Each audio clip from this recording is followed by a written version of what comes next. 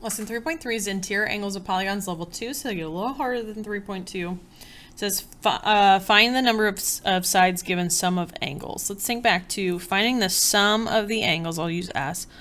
Remember that it was the number of sides minus 2, because that gave you the number of triangles, times 180 degrees.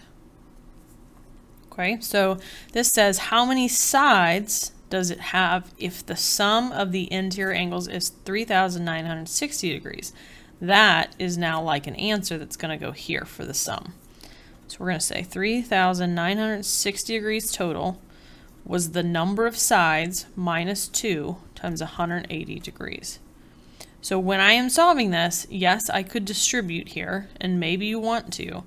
I would rather go ahead and divide by the 180, because in this problem it's n minus 2 then times 180. The last thing that happened is the first thing I can get rid of. So I'm going to divide, since that's the opposite of multiplication. So really what I'm saying is 3,960 divided by 180 degrees says how many triangles are there?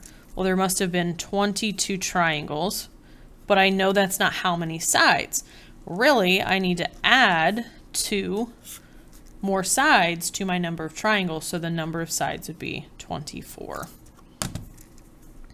sides. So you're working backwards. Okay. Number 2, find number of sides given each interior angle. So this took it a step further.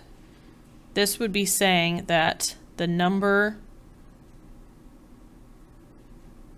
of sides minus 2 times 180 gets divided by the number of sides. So I don't know, I'll say each is E.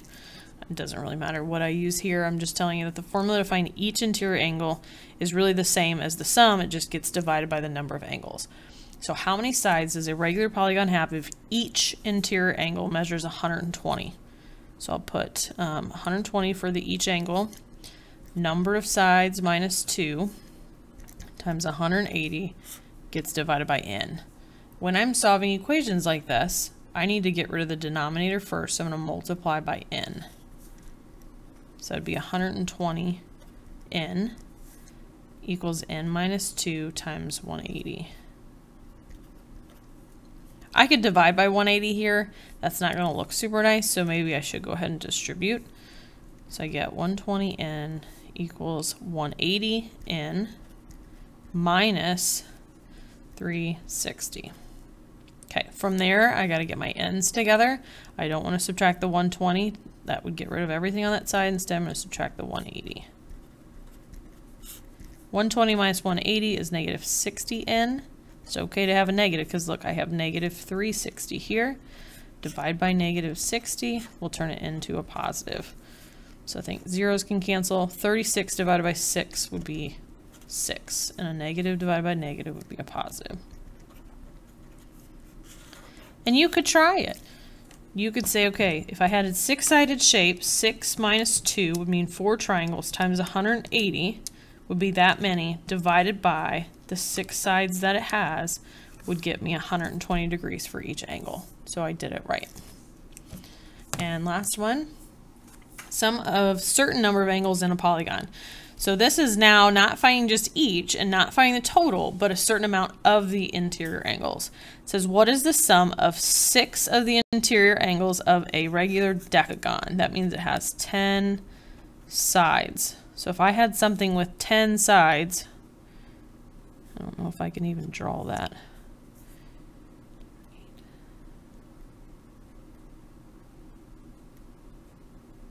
This is not good.